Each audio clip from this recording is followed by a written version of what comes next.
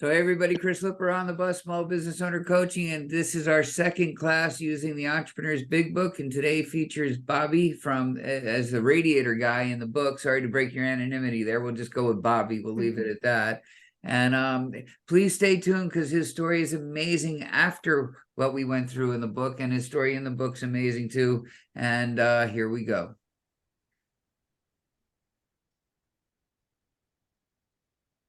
All right. About right, and bam.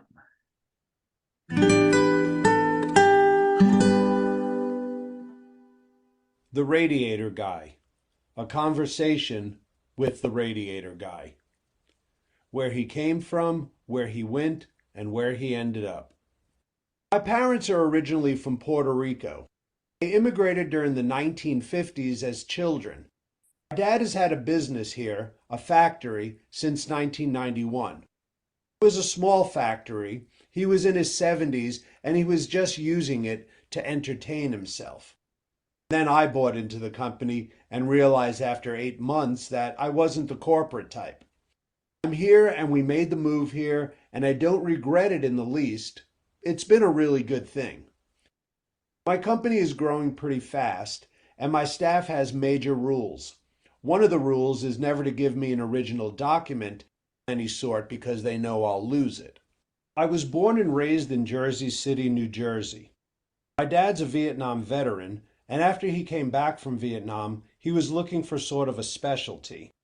He was an aircraft mechanic and he fell into the radiator business. So I grew up in that. He had a small shop in North Bergen, New Jersey, right on the border of Jersey City. I helped out in my spare time, solder, clean up, and drive, basically do whatever was needed. Then I went to Rutgers University in New Brunswick. After I graduated from Rutgers, I did internships in finance.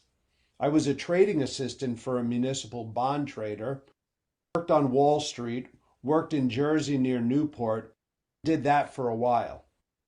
I just realized it wasn't for me, and I didn't see a future in it. I didn't really like it. I didn't like throwing on a suit and having to go into the subway. Subsequently, I met this girl and she was going to be traveling through Southeast Asia. I'd never heard of such a thing, but decided to give it a try.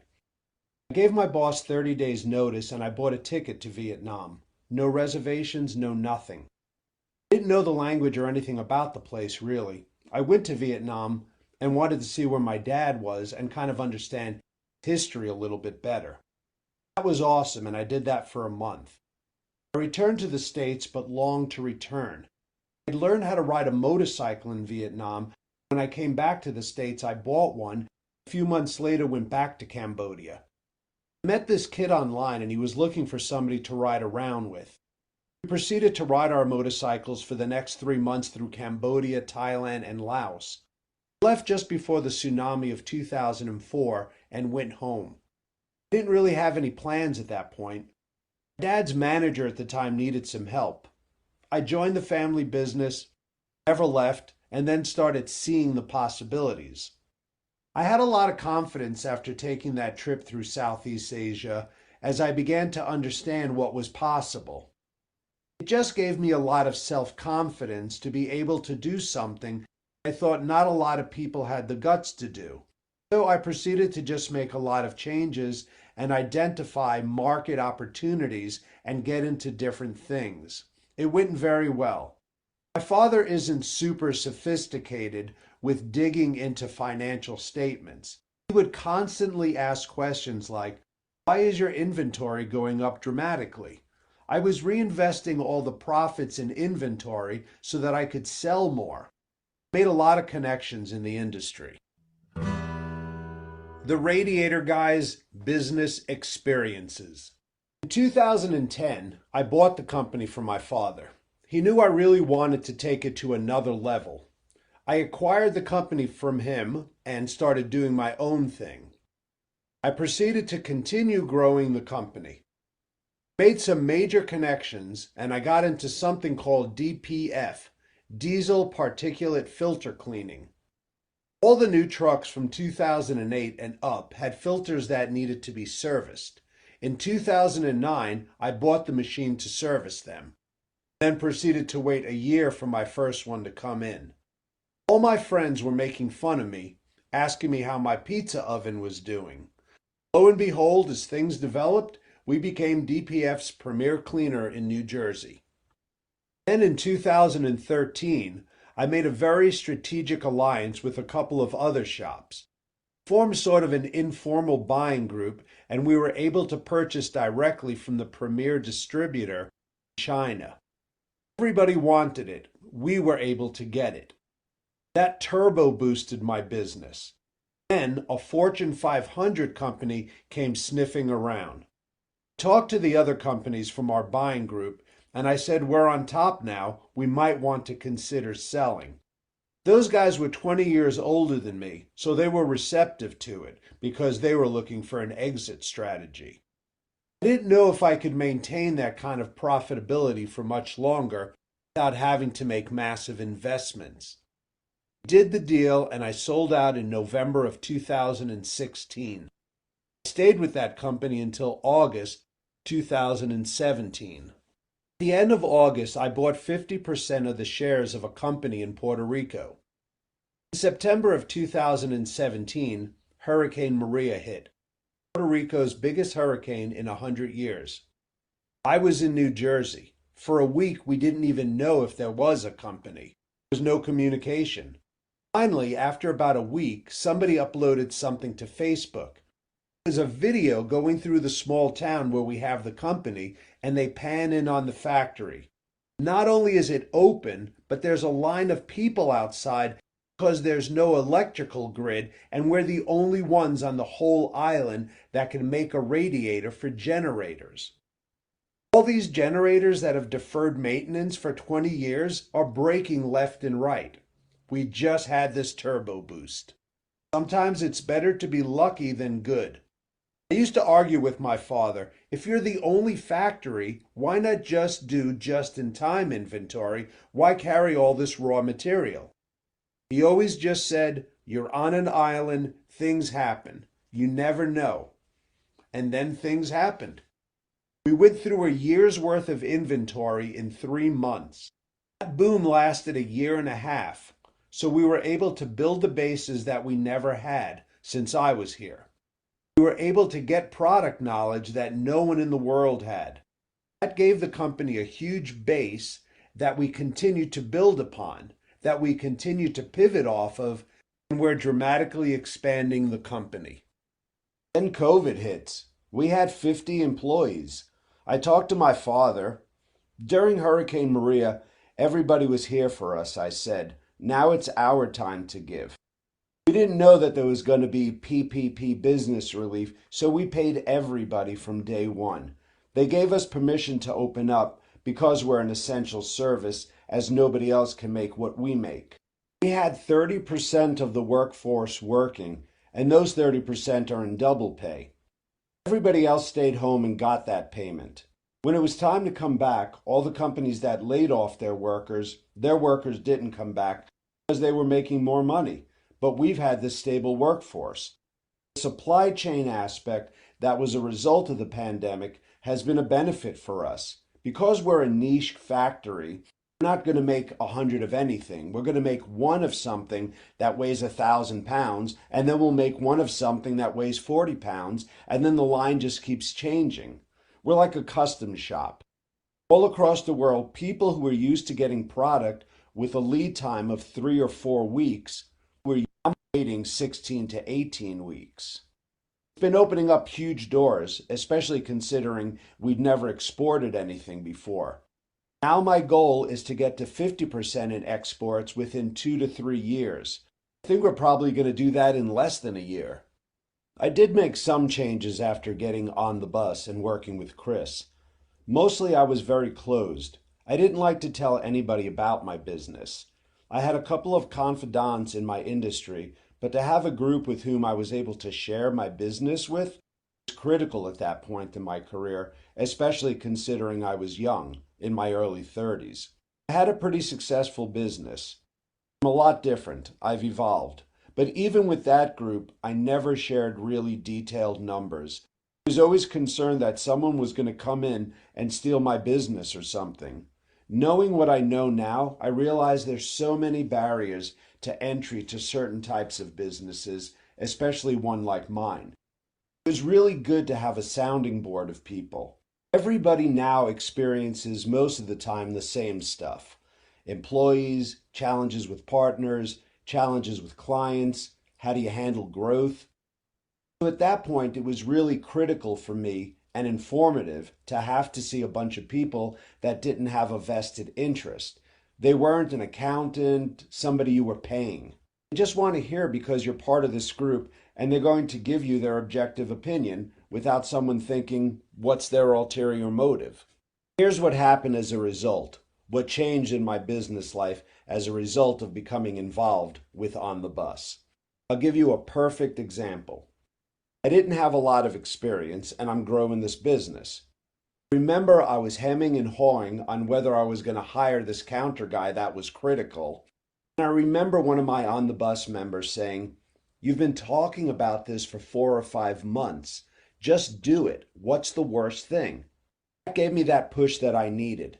Sometimes I'm either a ready, fire, aim guy and boom, let's go. That's usually for me with the stuff I understand, like a machine. Let's buy it and we'll figure it out when it gets here, whether we have the electrical capacity to run it or whatever. Human resources, sort of softer problems like that, the bus was able to give me these pushes. It was that other sort of softer aspects of running a business. You have someone who says, shit or get off the pot. Why are you doing this? You need this. And I've seen that happen on many occasions in our meetings, and it helped me make decisions that I had to make. And I could see other businessmen and how they did things and learn what to do, and also certain times learn what not to do. I encourage anyone to get involved in a group like On the Bus or a business peer group because you don't know it all. If you think you know it all, that's probably a bad sign. Even just listening to different ideas and spitballing stuff is amazingly valuable. I run my company very differently. Now I've delegated a lot. The company I had before was kind of like my own one-man show. Kept it very, very close to the vest, a lot of sensitive information. Now I do things differently. I've evolved as a business person. I'm always learning. Right now, I'm learning how to make a critical hire. I've never had to hire a high-level employee. I have my own sort of management group. Then I have guys in the industry who I just bounce stuff off of. We're talking stuff that's really granular to the industry. Especially when you're starting out, you need to have some people to guide you. It's tremendously valuable. As I look back now and you talk about the right people and delegate to elevate and measure yourself by how little you're needed in the business, I first heard that at an On the Bus meeting by a man named Jeff Barry, who had a generator maintenance company. A lot of times, if you're in your own little business and you're working in your business versus on your business, you've got to hear that from people because a lot of times you read a book and it just sounds like some mumbo jumbo pop science kind of stuff. But when you see people actually implement and then you see the results, and you go to their business and you see the vibe of the business and how they're not stressed out. When I first started in On the Bus, my phone would be ringing constantly. And I used to think that was cool. I used to think that to be a businessman is to be on the phone constantly, that you've got things going on. I didn't have anybody to tell me no. Now being a good businessman means you have people in place to handle that. The only calls you're taking are on your terms or emergencies. Thinking about some of the mistakes that I made that other people could learn from. As you grow, open up. Be open. Having an open book business and having people feel part of it is amazingly powerful. Having people all pushing in the same direction rather than you trying to carry everything is amazingly powerful. Freedom costs money. Getting good people who can handle stuff is a quality of life thing. I can go on and on about mistakes on selling your business. Probably the biggest mistake is that I was so closed. I wasn't reaching out. When you're selling a business, especially to a very large company, and you're a small company, they've bought hundreds of businesses before, and you've never sold one that you have an emotional attachment to. You are at a major disadvantage. You need to find someone who can help you through that. Chances are your accountant is not the best person to help you in the sale. Chances are your lawyer, who's helped you close on some properties and maybe he's done some small contract work, is not the guy to help you. The problem is that most of the time, those people think you're going to sell and they may be unwilling or unable to recommend the proper people to do it. A lot of the mistakes I made, though, are unknowns. You don't know what you don't know until you're on the other side of the situation. I know the people now to contact only because I've gotten to this level and I have access to them. But before that, I didn't. You don't know who to trust. I didn't like to broadcast a lot of what we were doing and whatnot. I did well in the sale, but I didn't do as well as I perhaps could have. And from a planning standpoint and from a tax efficiency standpoint, even from a negotiation standpoint, when you're selling your business and you're dealing with a large company, you shouldn't be negotiating that yourself, because to the guys on the other side of the table, you're just another company. For you, it's an emotional thing, and they know how to pull all those strings and push those buttons and how to sort of get you to do what's in their best interest and not in your best interest. So now in my industry, I'm the guy to talk to if you're looking to sell your business. I'm happy to do so. I feel like I've been put in a position where I have some knowledge that perhaps other people don't have yet, and I'm happy to share that. In a number of ways, my life changed for the better since I made these moves. I grew up and I had never moved out of an 8-mile radius of Jersey City. I've traveled quite a bit, but I've never lived anywhere with the exception of New Brunswick in college. When I moved to Puerto Rico, it was a difficult transition for me, for many reasons. People don't realize the psychological impact of selling your business. I sold that business, and basically what that means is you take something you put your heart and soul into that you care about a lot, and you basically monetize it into a series of zeros and numbers. You realize the initial sort of euphoria of having a significant amount of money materialize. You then realize that that's all it is, a bunch of numbers. You give them the business and they give you money, and now it's theirs. Now you have to reconcile that with the emotional part of it.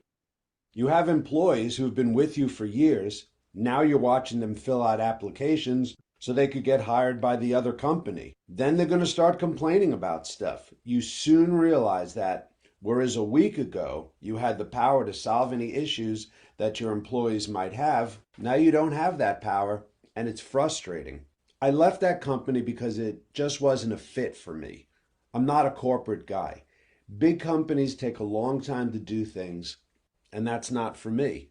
Then when it came to Puerto Rico, having lived in a small area of Hudson County all my life where you know the pizza guy, you know all the restaurants, and everybody knows your name, it's like the TV show Cheers. Then you're in a place where you're not exactly a foreigner, or you're not exactly what they call a mainlander, but you're not a local either. You're in the middle. I found it very isolating.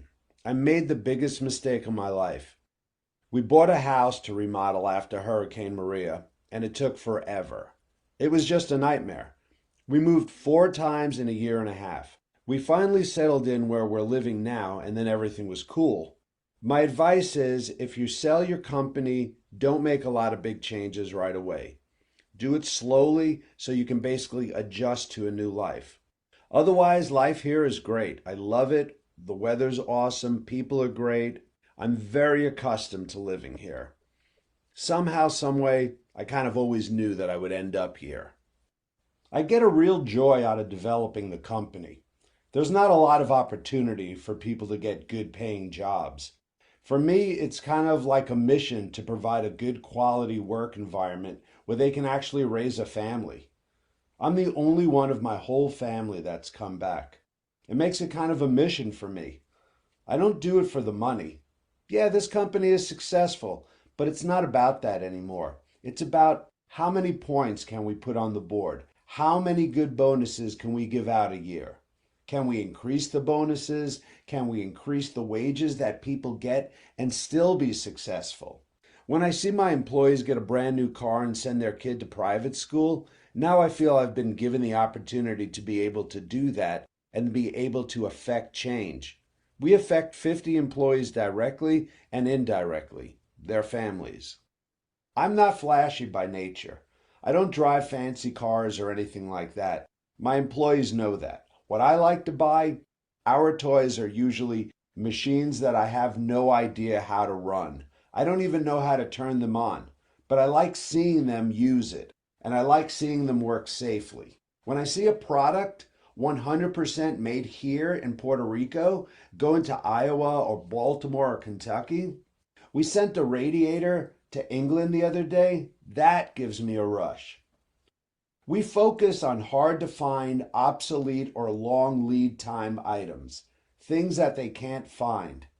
I'm not looking to compete with China or the Dominican Republic or Mexico. I'm looking for niche opportunities. I say there's riches in the niches.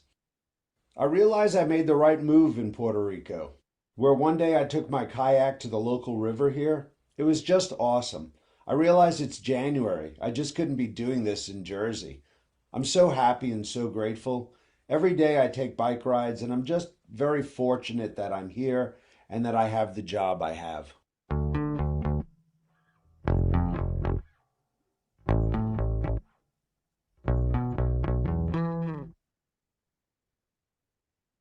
All right, Bobby, that was great. Questions before Bobby tells you where this all evolved to, or insider identification. Anybody got anything? Steve, you don't count because you know where he went to. All right, Bobby, go ahead. Drop the bomb on us. Tell us what happened after this part of the story and what changed in your life. Well, first off, it's really sort of an odd feeling to hear that thing be read in front of a bunch of other people. So it's kind of it's just interesting. But anyway, so the company I sold it to basically really ran the company into the ground. Big companies have trouble with niche industries, and they then at the beginning of the year, I was looking towards possibly opening up in a couple of years in New Jersey. And so in last December, I asked them if they had plans to keep the business going, and they said, yeah, absolutely, full steam ahead. And then in August, they called me and said, we're ceasing operations and we want to buy out the lease we just signed. And so I flew up there.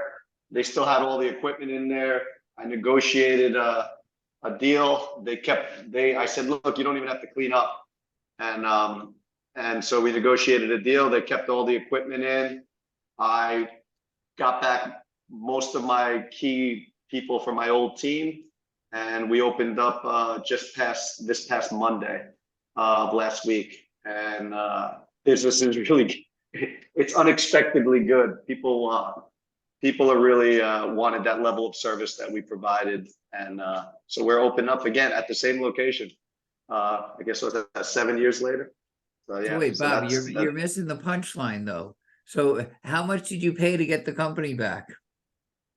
Oh, they paid me. They Right. paid me to buy out the lease, and they left all the equipment, which was a substantial sum. If I had to buy it all myself, it would have been long lead time. So yeah, so we took that money, put a new roof on, did a bunch of improvements, bought some vehicles, and we're ready to go. And it's a really unique experience. I've never started anything from my own. I have a lot of respect for people that bootstrap stuff, like my dad. But sort of my superpower was taking small family businesses and taking them to the next level. But being able to start something sort of from zero is a really great feeling. And I'm not dealing with any latent, negative cultural issues in the business. We're bringing in people and we're hiring by, our values and what we want to do. And it's really great. I'm excited for the future. So put it this way, I was kind of like a little conservative. I'm like, how much inventory should I really send up there. You know, we got to see what's happening. After the first week I was there, I'm like full speed ahead. Let's load them up with inventory because I know they'll sell it. So yeah, it's good. The customers really happy we're back because no one filled the gap, and that's shocking to me. But yeah, we're back in business in Jersey. And what role does Puerto Rico fill now with the company? So Puerto Rico has a lot. So we're vertically integrated in a couple of product lines. Like we make copper brass radiators here. So a lot of the stuff that we used to rebuild in New Jersey doesn't make sense anymore. Puerto Rico could just build it new and have it there in a few days. It also offers us buying power in a lot of segments. And when I had the business in New Jersey, my dad had the factory, but the quality wasn't up to par for the American market. So we spent a lot of money in machinery and training to get the quality up. So I never bought any product from my father because he wouldn't give me warranty. He said that my warranty was he paid for my college. That was my warranty. So that was it. So now we are basically factory backed. So we have capabilities that I never could dream of having before. So it's really awesome how that's working out. And I got a great team out here. And so yeah, we're looking to grow. We got some other plans working their way through. So we'll see. All right, so let me just make sure I got this right, and then we'll get to Steve's question. So just following the order of events, you're running a business in Jersey City. You get on the bus. I got to throw that part in just for giggles here. But you're running your business in Jersey City. You had just bought it from your dad. You then sell the business to this bigger conglomerate, move to Puerto Rico, open a factory where you not open. The factory was existing. Okay, take over a factory.